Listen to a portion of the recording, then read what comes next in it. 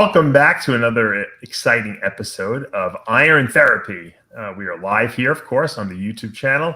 I'm joined by our staff registered psychotherapist, Lesley Timbol. I still get all your titles jumbled into my tongue sometimes. I know it's confusing. How was your Father's Day weekend?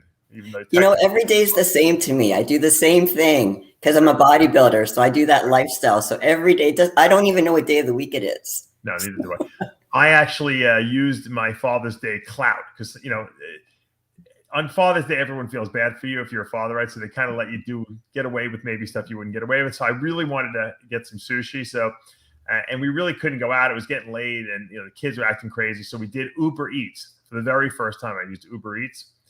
And I got to tell you, I was pretty impressed. I went to the Japanese restaurant. I put my order in. I do notice that the menu on Uber Eats is way more expensive, however, than the menu on the regular menu on their website. Right, right. Because they always like Uber Eats is like, oh, free shipping, free delivery, but it's really not because you're paying more. So that's right. I got to eat a nice little sushi meal, so that was good for my Father's Day.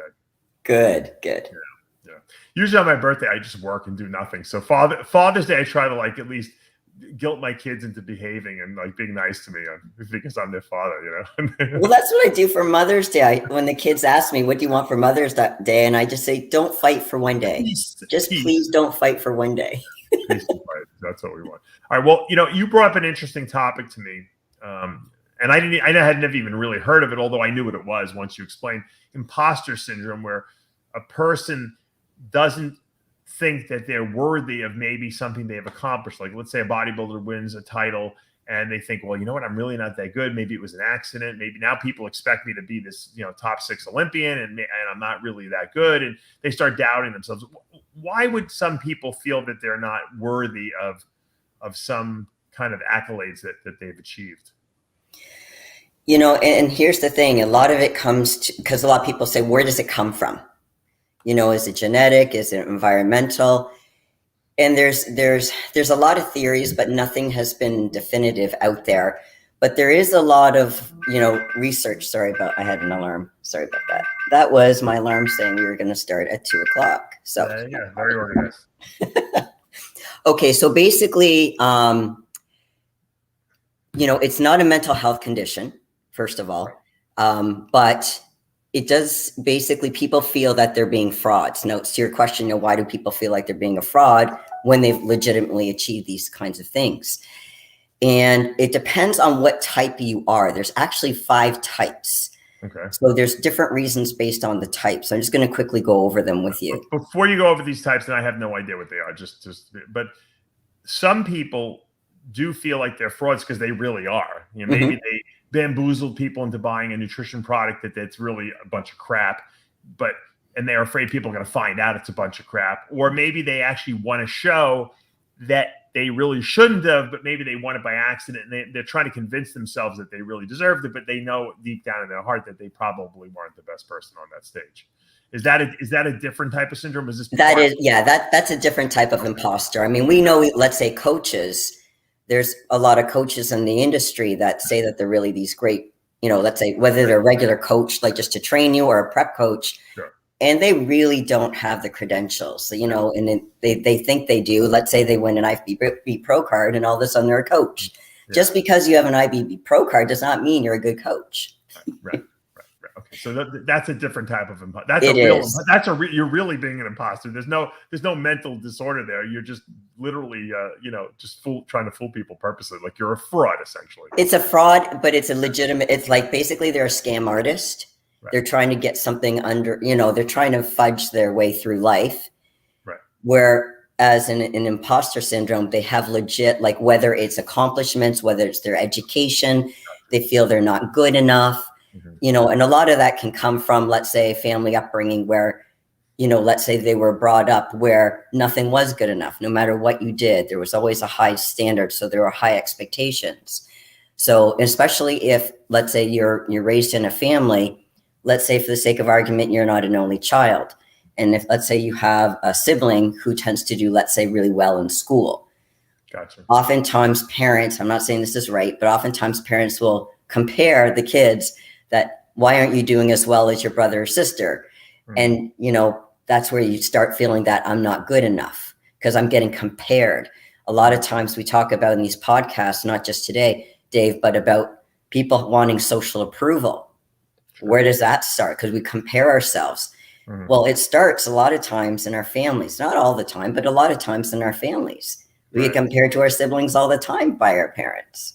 Or sometimes people have a parent that tell them they're a dummy or they're an idiot their whole life, and they really believe it. And then they achieve something great because they study their butts off because they want to prove to their father that they're not an idiot, but yet they still feel like an idiot internally, right?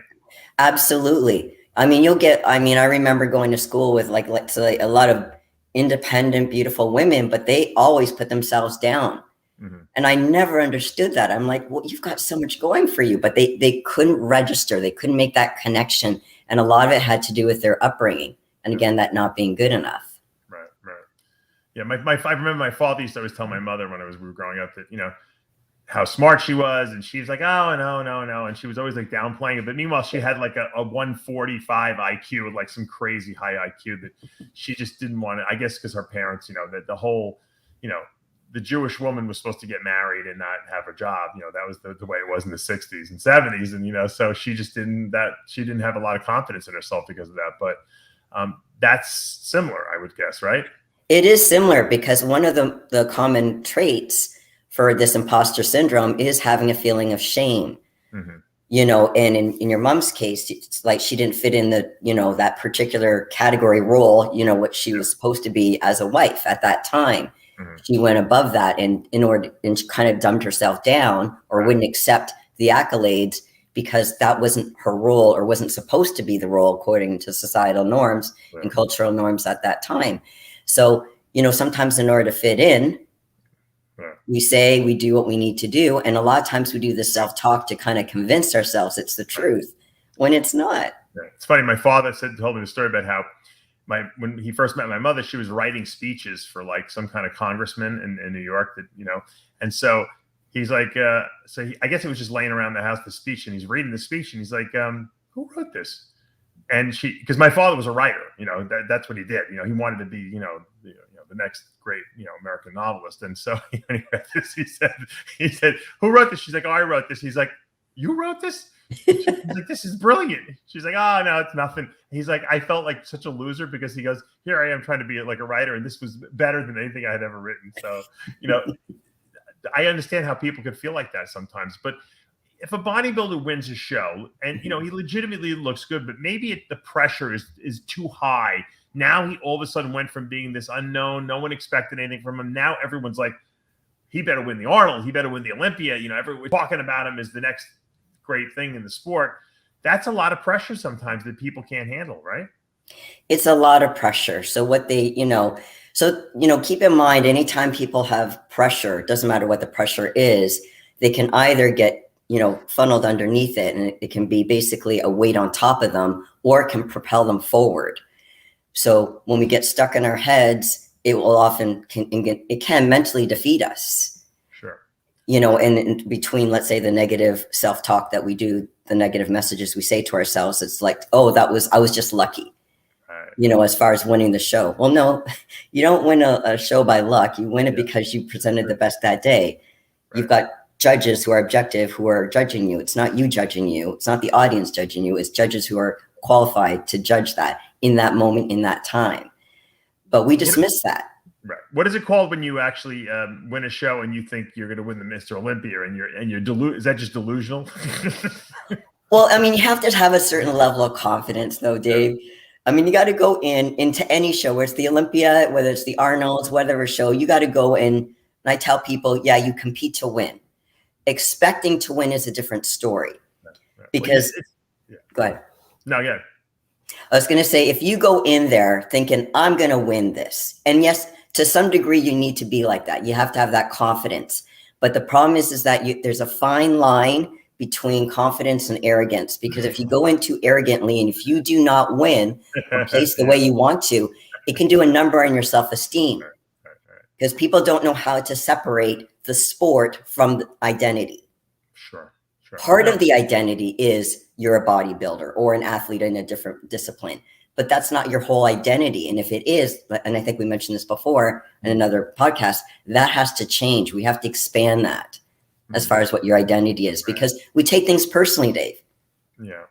And we don't know how to be objective sometimes. Right. You know, when I think about imposter syndrome, and I don't know if this applies, I remember watching an interview with Flex Wheeler, and he said that, you know, once Ronnie beat him, he just never felt like he could ever beat Ronnie, you know, that he was never going to win the Olympia after that. And I don't know if that's just, you know, because he had a lot of confidence issues in himself that he admitted to having, you know, and it had a lot to do with his childhood and upbringing and everything like that. But I mean, would that be a form of imposter syndrome where Flex is this great, everyone sees him as the greatest physique of all time, and then yet he thinks he can't even beat, you know, Ronnie Coleman, you know?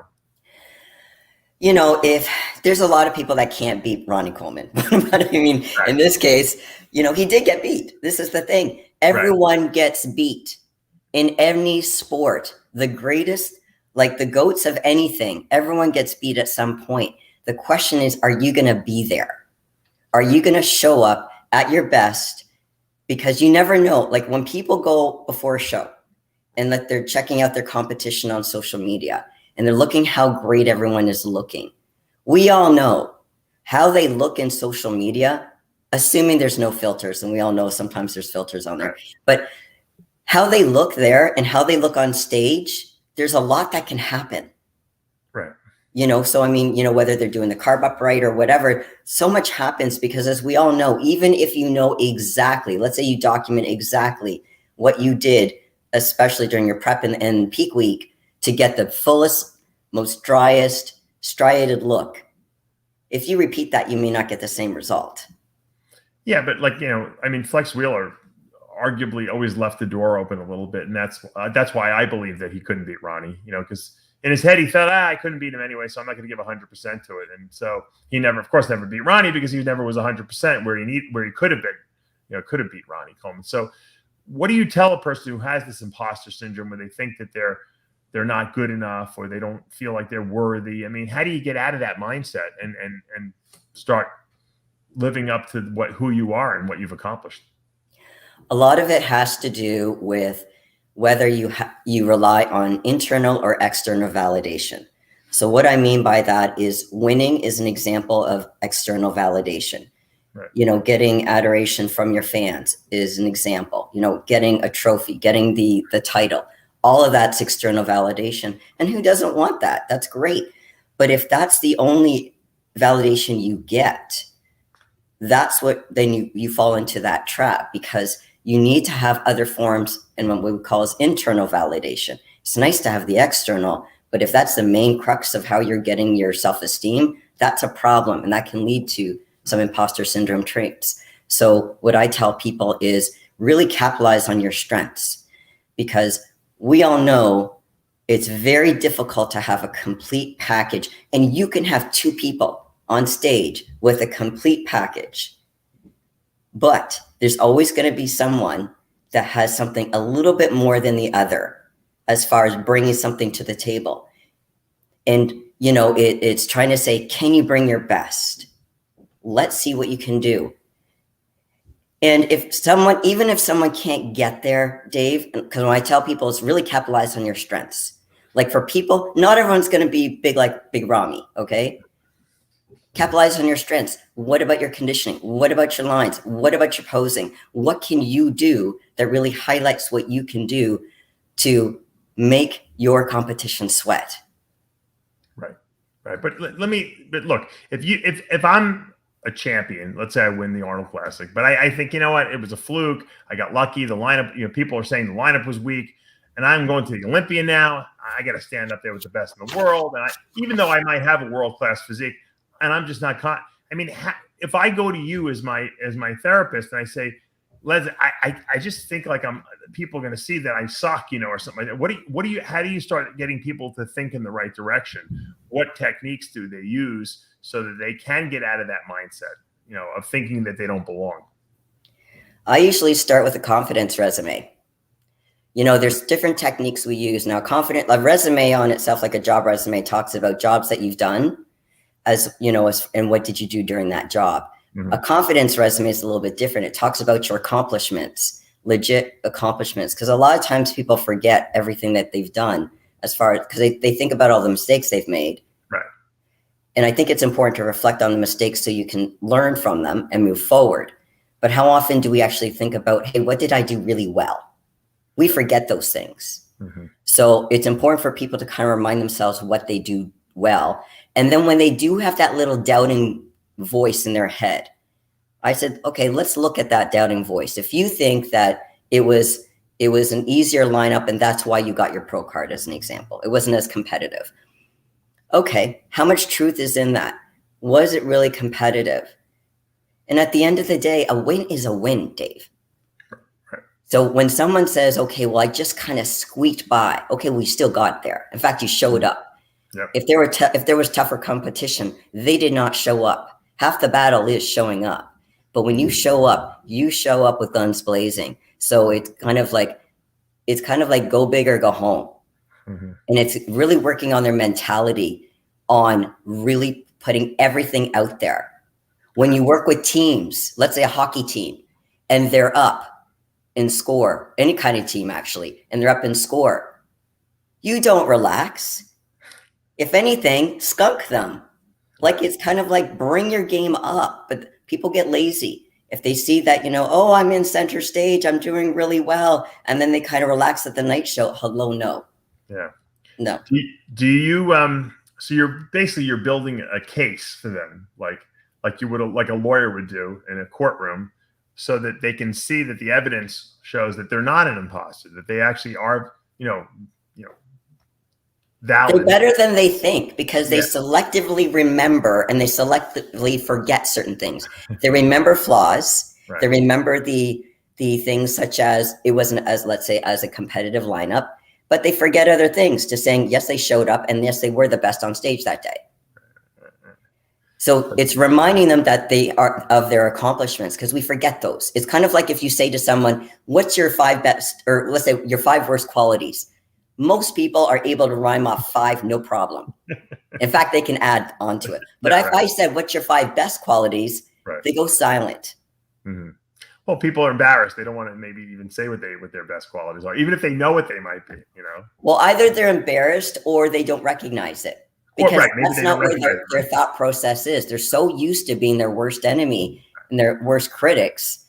And I coach people. I want to help you resurrect a voice that's going to be able to bat that down, that negative voice. Isn't it funny? You're going to have the negative voice. Yeah. Isn't it funny how people are either complete braggers about how brilliant and how successful they are, or you go the other spectrum where people like completely like, I'm a loot, like, they completely play the whole opposite end of the game. And I don't know if one is better than the other. I almost think that the person who is a fraud, who's just saying how great he is actually better, because maybe they're in a positive mind state. I don't know. I'm not sure which are better. I'm always like, I want to stay humble. I don't want to brag about myself, or anything like that. But at some point you could be destructive if you think too negatively, or you kind of put yourself down too much, And if you think yourself being too positive, I mean, it's good to be positive, but if you're too positive, then you get lazy and you make mistakes. Right. That's why I always say I learn something every single day.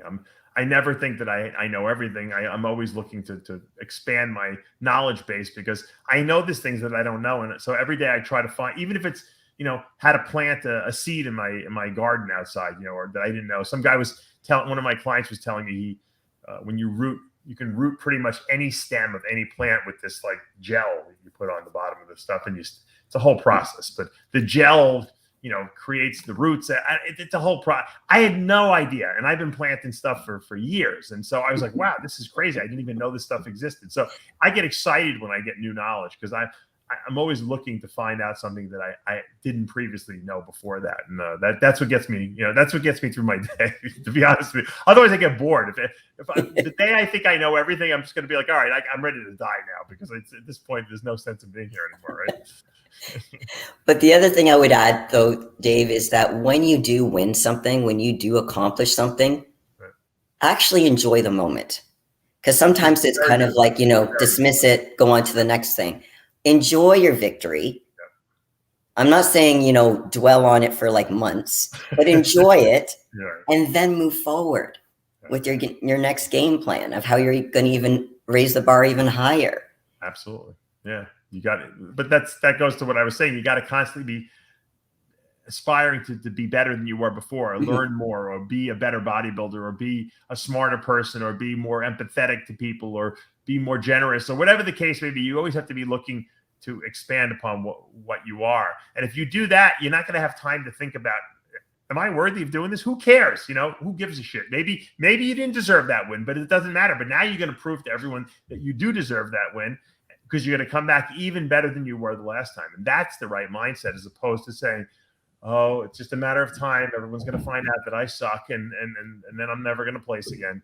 And then, because if you think about that, let's face it, that's what you get usually, right? It's like when you drive in a car, and let's say you go down a windy road. Wherever your eyes are, that's where your car is going. Yep. So, you know, if you keep looking behind you in the past, you're going to crash your car. So it's important to look forward and try to anticipate what's going to happen and plan accordingly. Right. But again, you know, when people get in their heads, that's why I say it's helpful, you know, whether you have a mentor, a friend, a coach like myself to help you reel yourself back in. Because especially, as you know, when you're in prep, we get what we call prep brain. So our mind can flutter into dangerous territory, and the insecurities can rise quite a bit. Well, I think a great example is, I remember in 02, was it 02? Yeah, 02, Ronnie Coleman won the Olympia, but he really didn't look that great. And everyone was saying, oh, Ronnie's done. And then he lost the GNC Show of Champions, which was like 6 weeks after that, to Gunther Schlinkkamp. And they're like, that's it, Ronnie's washed up. Ronnie came back in 03. Devastating. I mean, he was like almost 300 pounds on stage, shredded to the bone. The biggest bodybuilder we've ever seen, you know, in shape. Just, I mean, that's really what solidified him probably as the greatest of all time. Now, he could have believed what people were saying, and he could have doubted himself, said, maybe I am washed up. Maybe I don't have anything left in the tank. I'm getting older. I'm almost 40 years old, or I was 40 years old. This might be it for me, you know, but he had the mind of a champion. He went the opposite direction and said, you know what, I'm going to show everyone I'm not an imposter. And that's really, if you're doubting yourself, or you're feeling like you're not worthy, go watch Ronnie Coleman's interviews, or watch what Ronnie did between 02 and 03. And you know what? You won't doubt yourself anymore.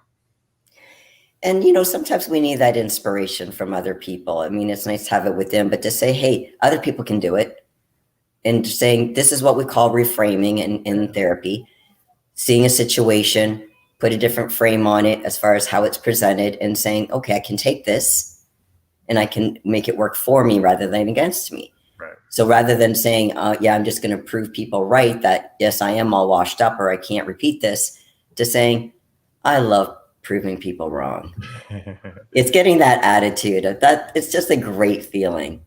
Like a William Bonac, he put everyone in their place when he showed up the way he did. Everyone thought he was washed up. No.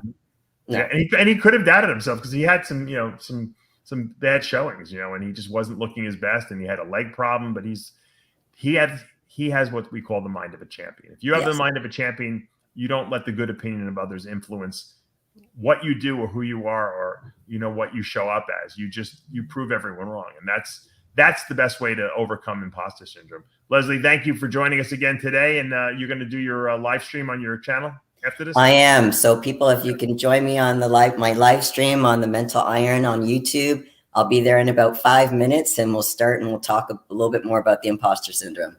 All right. And for now, we're going to wrap this up. I'm Dave Palumbo with our staff psychotherapist, Lesley Timbol. Head over to her YouTube channel now. Thanks for joining us. We'll see you next week. Thanks, Dave. Take care.